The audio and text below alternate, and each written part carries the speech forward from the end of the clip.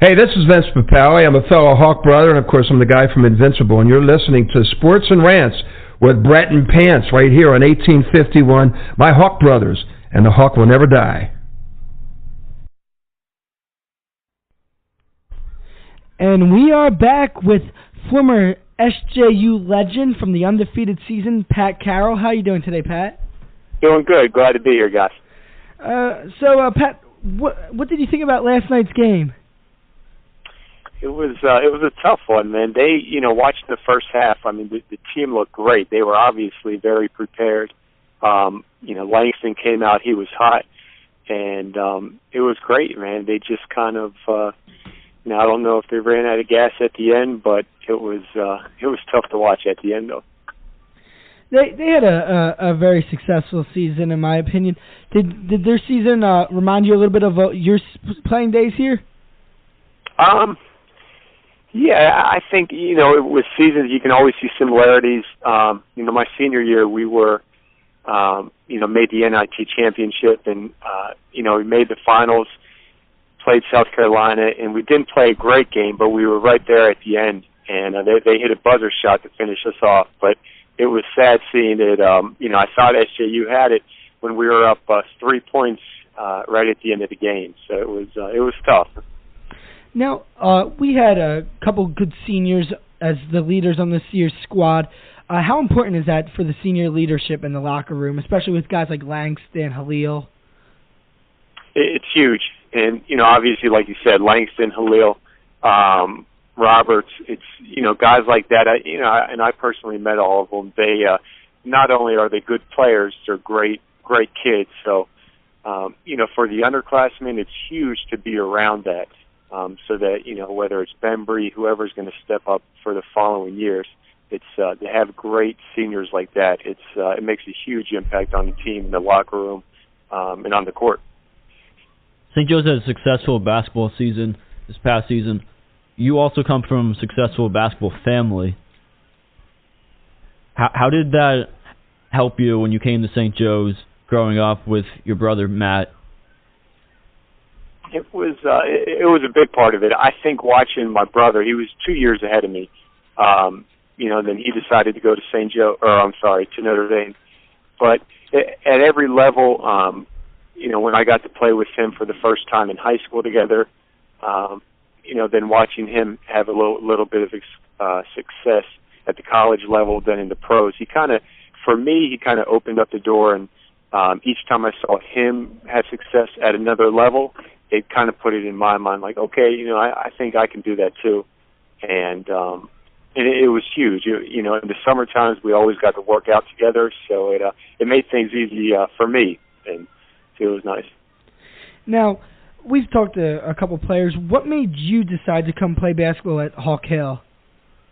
Probably three things. Number one, Coach Martelli and the coaching staff. When they were recruiting my brother, I got to know them a little bit, and then it just, we got to form a relationship over the years through them recruiting Matt and then me. And it wasn't just Coach Martelli, it was Coach Bass, Coach Ross, Coach Brady, who was there when I was there, and it's, we just had a good relationship. I also got to play a little bit with Jameer beforehand in a few leagues, and obviously, as you guys know, that it doesn't hurt to play with Jameer, so that was a big part of the decision as well. And then just, looking at St. Joe's, the basketball tradition, the, amazing coaches in the past with Jack Ramsey, and just the whole basketball tradition you get with St. Joe's, that was a big part of it. Now, when you were coming in as a Hawk, did you look forward to the Holy War games against Villanova? Yeah, but I'll tell you, as you guys know, I'm sure, you can't understand it until you're really in it. So I got to see it in high school, but being part of it is it's a whole nother level. So you really have to experience that, which you guys have, and it's the Holy War is the best, man. It's I was looking forward to it. You can't look past UConn. I was hoping it was going to happen in the NCAA tournament, but maybe in the future. As you would come into the Holy War game day, Was there more anticipation amongst the players in the locker room and the talk between you guys? I would say yes, but the majority of the hype, it's among just the alumni, the students around campus. The feel leading up to the game is so much different than in another game because it's for example, if you're playing UMass, the students don't have anything against UMass students or the alumni, but leading up to the Nova game, the Holy War, it's the best, man. So as a player, you try to block some of it out because your main focus is just taking care of business on the court, and you can't let the emotions get too high. But it's great though. Now, when you were at St. Joe's, you had the opportunity to play at the field house rather than Hagen Arena that we have now. Do you see a difference between the two places that you played at? And now that as a spectator?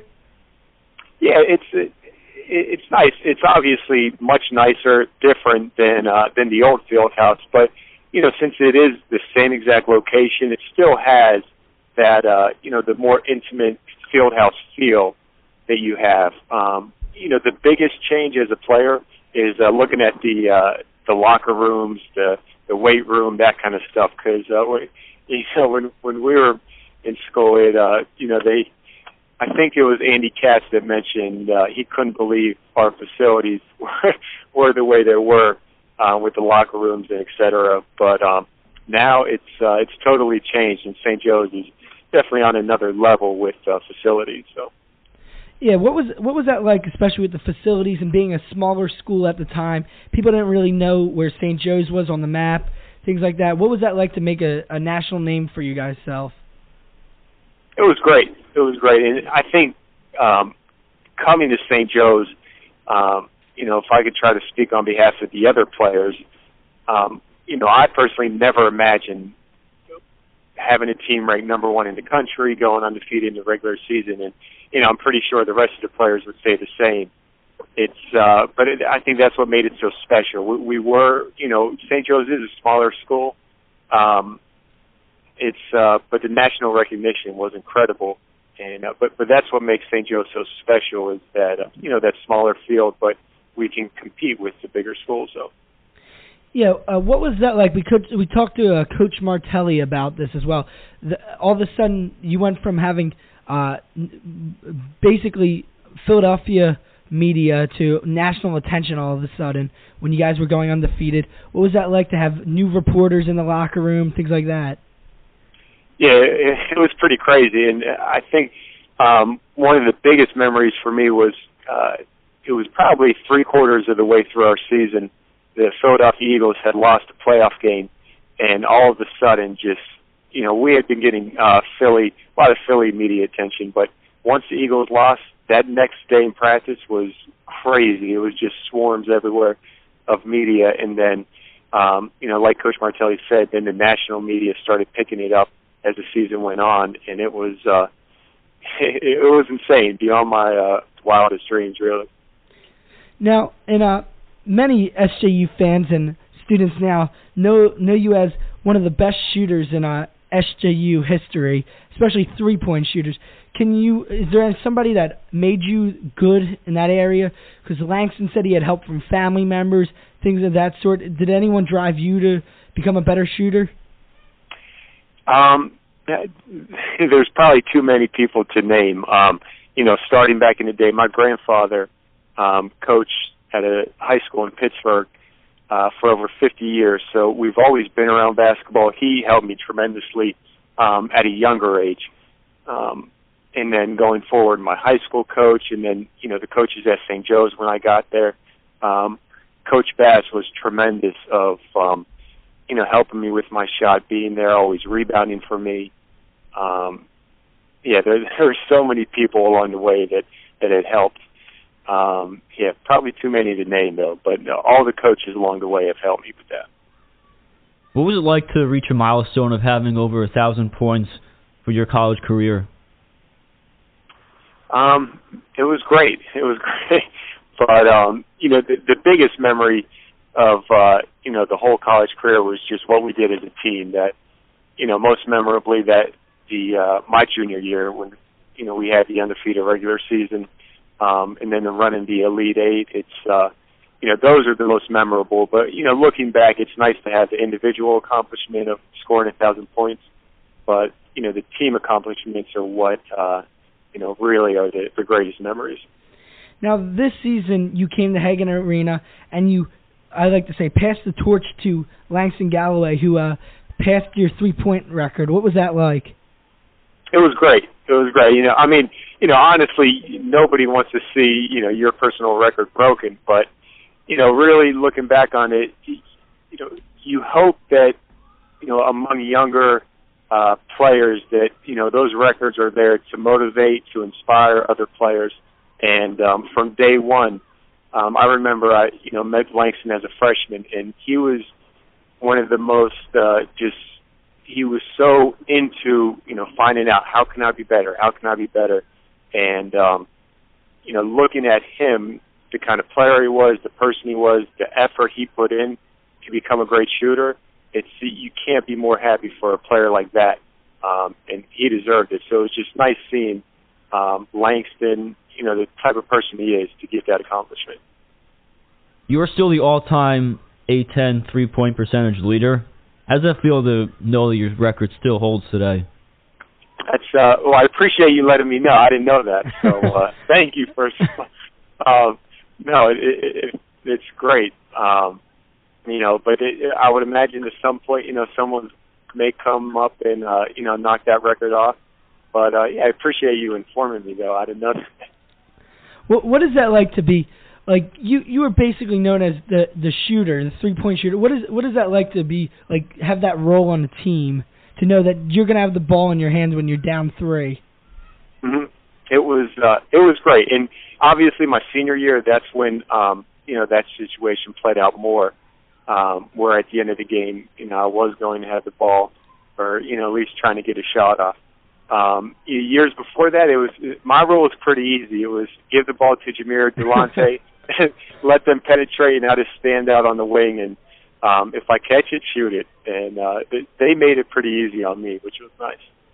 Now, did Coach Martelli give you any guidance or teach you anything that made you better from your freshman year to your senior year? What changes did he make in your game, things like that? I think, as far as developmental things, with the on-court stuff, Coach Bass was probably one of the most, instrumental coaches in my development with the on-court stuff. With Coach Martelli, I think one of the greatest benefits he gave me as a player was more the mental side. I remember specific examples in practice. He would just continually say, you are the best shooter in the country, and he would constantly remind me of that. And regardless if I was, ranked first, 10th, or 100th, it really didn't matter. He was just going to put it in my mind of, it doesn't matter if you are or you're not the best shooter. I'm going to tell you that, and you better play like it because I believe it. So I think that was definitely what he did for me, for my confidence and just believing in me. With the undefeated season, your junior year, you had a leader in Jameer Nelson on your team. How was his leadership brought you? How did his leadership help you to go to the March Madness tournament? Is there anything in the locker room that stood out to you at one moment? Yeah, Jameer, he was an incredible leader, and he would joke around and stuff. He would keep the mood pretty light in the locker room before, after games. But he was very selfless in the sense that Jameer, the way he played, the way he led, you could tell it wasn't all about him. He was his main role. He was going to, be the best player on the court, but the way he led, I think it was just saying, hey, I need to maximize what you can give us. For me, if that was shooting, for Tyron Barley, if it was defense, DJ, John Bryan, if it was rebounding, defense, he kind of made sure to maximize each person's, strengths, what they can bring to the team. And he did it in you were more inspired and stuff. You wanted to, maximize what you can bring with Jameer. Now, playing with guys like Jameer and Delonte, do you think that kept some of the pressure off of the other guys on the team, like yourself, in the locker room, especially during your undefeated season and your run in the tournament? Yeah, absolutely. I mean, it's like I said before, they made it easy on us. It was obviously individually the pressure, was more so on Jameer, on Delonte, but they made our jobs much easier. So it's it was nice for us. Now, looking back on that season, you had the opportunity to take part in probably one of the greatest basketball seasons and probably one of the greatest college basketball accomplishments of all time. What is that like for you as a player? I think while you're in the moment, you're not thinking about it as much, but it's lived on forever for me individually as far as, no matter what team I've played on after that season, every coach, every player pretty much would bring that up. Oh, you were on the, 03-04 team. And it stayed with me no matter where I went. It's an incredible memory, and it's nice to be, known for that. Now, we talked to some of the St. Joe's players this year, and they said that their chemistry was amazing in the locker room, off the court. They even took a trip to Rome. Did you guys do anything of that when you were playing with St. Joe's? No, I think I need to talk to Coach Martelli about that, though. We never got a trip to Rome or to we didn't take any international trip. But I think for this year's team, though, I think that definitely helped them. They got off to a head start, and you really it's hard to say what builds team chemistry, but I think looking at last year's team and then looking at this year's team, you can definitely see a difference. And getting the time, when you're on campus, you're so involved with classes, with, your friends, everything else that's in your everyday life. But when you get a chance to go on a trip like that with your teammates and spend 10 days, mostly bonding off the court, I think that really helped their chemistry this year. You mentioned with the Holy War and the undefeated season, with the media attention that was always around you, how do you stay focused to not let the extra attention bother you? It's I can tell you, if I had that answer, I would, I would be a lucky man, I think. But I think it's as a player and as a coach, it's a constant battle to stay focused. It's not easy because you can't completely block it out, but I know. Personally, I did a lot of visualization before games, which I think it does help prepare you, and just try to stay focused. There's a lot of things now. Some guys, can maybe meditate before the game, whatever it is that works for you. But you do have to do something personally, I think, to really focus in and just try to play in the moment. Which it's a constant challenge. You never perfect it, but it does help when you develop little habits like that. Sticking with the media attention subject, Bill Martelli has said that a difference between the 03-04 team and now is that guys today didn't have to deal with texting, Twitter, and Facebook. Do you agree with Phil's statement? Absolutely. I think you guys, know just as well, when you're trying to prepare for your radio show, you're trying to focus on, the subjects of the show, this and that, but when you're getting texts, 5 minutes before you feel like you have to respond to a text, to an email, that can take away your focus. And I'm glad we did not have that. It wasn't nearly what it was 10 years ago as it is now. But I remember Coach Martelli talking about, just distractions and trying to stay focused. And I agree, though. It's tougher for players now, I think, with all the distractions you can get from that. Now, when you guys went into the A-10 tournament going undefeated, and then you would lose in a shocker against Xavier, what was that like, and what do you think went wrong in that game? We got absolutely crushed that game. So you can't put your finger on just one thing. What I do know, obviously we have to take the ultimate blame for losing that game.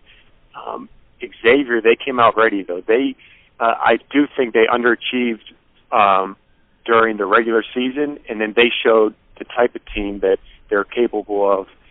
They ran through every team in the A-10 tournament, won by about 20 or 30 points, and then I think they were just like us, one shot away from the Final Four that year.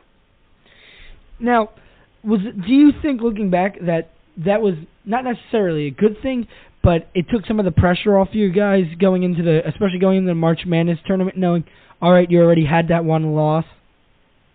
Not so much. It's I don't think it was. One way you can look at it, yeah, maybe it took a little bit of pressure off because we weren't undefeated, but when you look at it, every single team in the NCAA tournament, no matter if you have 10 losses or if you are undefeated, it's one and done. So, just trying to stay focused in that game because everybody's in the same boat now. Once you lose, your season's over. So, I don't think it did too much going in, though. That's the one thing Phil Martelli recently said was that this year's team got to do something that your undefeated team did not get to do, and that was to bring home the A-10 championship. Is that something that most of you guys on the team regret now, that you weren't able to get over that hump and win that championship? Yeah, absolutely. I mean, I wish, because every year we were in it. We were either won the A-10 regular season, I think 3 out of my 4 years. And then, we could never bring it home in the A-10 tournament. That's, obviously wish we could have. But it was great to see this year's team get that A-10 championship. It's, I know the coaches, Coach Martelli, Coach Bass, and the others, they deserve this, along with the players, because we've been so close so many times. So it's nice to see them get it. Now, during your career, you said you played in the NIT, and you also got to play in the March Madness tournament. What is that like? Is it a different experience, a different vibe going into the games? Yeah, absolutely. Now, our run, surprisingly, it was great. It was great. Making the Garden, we had so many St. Joe's fans go up to that game, and it was a blast. I know, speaking with family members, friends, St. Joe's fans, we had a great time. Like I said, we were one shot away from the championship, but you can't compare the NIT with the NCAA. The feeling before the games, the excitement, the hype, it's, there's no comparison, but, we definitely enjoyed the NIT ride, though. Did you guys have more pressure going into the tournament, being that number 1 seed, and how'd you deal with it playing in the tournament? You do, as a number 1 seed, you have some pressure, but it's like anything else, it's really what you make of it. I know what the main thing, we dealt with pressure, I think, throughout the whole season as trying to keep that undefeated streak going. So, once we got into the games, the coaches did a great job, I think, just trying to keep us focused regardless of what seed we were in the tournament. And it's, it's really what you make of it, I think. But coaches did a great job keeping us focused. The season prior to your undefeated season, you guys also made it to the March Madness tournament. What was the difference between the two seasons, besides being the number 1 seed going in during the undefeated season? I think really confidence, individually and as a team. We lost to Auburn that year. That was my sophomore year. I played a terrible game that game, and I remember going into that summer between sophomore year, junior year. It was like I just wanted to be on a mission because I knew what it felt like to be in the tournament, the pain of what it feels like to lose, and you feel like you don't just let down yourself and the team, but the fans and everything. And I just remember going into that summer before the undefeated season, just so focused and wanting to get back to that point, which we did, which was nice. Going back to the undefeated season, even though you guys were undefeated and you were ranked the number 1 seed in the tournament, still many people doubted you guys, feeling you didn't deserve the number 1 seed, things like that. You guys were only a small school. Did this help drive your team to play harder, play better? I can't say that it made us play harder, because I don't, regardless if that's kind of the locker room material you're going to pin up type stuff that you hear. I think regardless we're going to do what we have to do, play as hard as we can. But it was addressed, though. I'm sure you guys are aware. Billy Packer was criticizing us being the number 1 seed, and Coach Martelli, he spoke his mind, let him know how he felt, which was great. And it's whether there's not much you can do to validate other people's opinions, but it was it was slightly on our mind, I guess. But we're going to play as hard as you can, regardless. So now the undefeated season would end in the March Madness Elite Eight to Oklahoma with the shot that people still hate the name John Lucas III, and you almost came up with the amazing steal at the end of the game. What was that like? Oh, it's I played that back in my mind so many times. It's like Coach Martelli said. He said if my fingernail was just a millimeter longer, it might have it. But that's and it's tough. It's tough. Just it's like, all right, if I didn't jump, or if I would have, if I was just a tiny bit quicker or had my arm out a little more, it's you run through so many situations. But ultimately there's thousands of choices you got to make, and make them in a split decision. But it's I saw the ball out there. It's like, hey, let's go for this win. And unfortunately John Lucas hit the shot, and ironically I got to play with him about a year later in the NBA Summer League with the Houston Rockets, and it was the first time I ever spoke with him after that. So that was it was a little awkward at first, but he was a great guy, though. He's a really cool kid, though. Now, looking back on that game, you guys still had a few seconds left on the clock to try to pull off a buzzer beater. Jameer had the ball in his hands.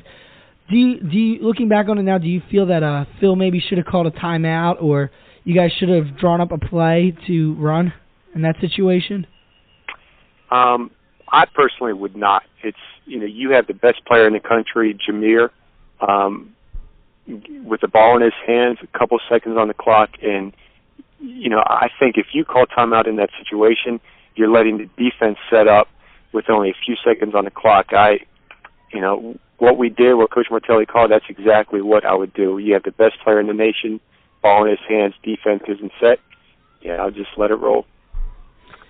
And now that this season, there's especially been talk about your guys' undefeated season because of Wichita State. How does your two seasons compare, in your opinion?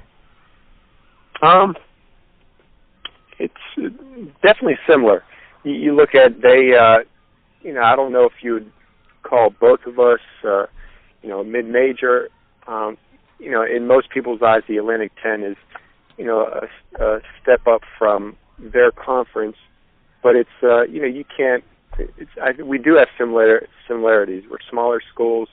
Maybe we don't get the respect as a typical BCS school, but it's an amazing run. If you're, and I think what it comes back to is how many teams have gone undefeated in the regular season, regardless of what conference you're in. It's an amazing accomplishment. Now, Pat, before we go with you, a lot of SJU fans want to know what you're doing now. We know that you have a basketball camp. What else is it that you do now? Yeah, main thing, I'm finishing up grad school as a Hawk again. I'm going to St. Joe's for, I'll be getting my master's this summer in organizational development and leadership. So look forward to finishing that up. And then I want to get more involved with, basketball, whether it's the, camp clinic type things that I've been doing in the past or, possibly coaching in the future. But it's I'm enjoying this program I'm in with St. Joe's. Proud to, keep stay in the St. Joe's family with the master's degree, and that's it, man. I don't know exactly what I'll be doing next year, but it's something with basketball most likely. Are we gonna see you on the sidelines as a coach eventually with St. Joe's? I have no idea. But it's no, regardless, always be a Hawk, and it's it was great to see the team what they accomplished this year. All right, Pat, it's been great talking to you, and we enjoyed it thoroughly. Thank you for coming on with us. Sure, appreciate it, fellas. Thank you. Yep. Let's go, St. Joe! Let's go, St. Joe! Let's go, St. Joe! Let's go, St. Joe! Let's go, St. Joe! Let's go, St. Joe! This concludes our podcast of Sports and Rants with Brett and Pants. Thank you for listening. Please follow us on Twitter at Sports and Rants. Like us on Facebook. Remember to subscribe to us on iTunes.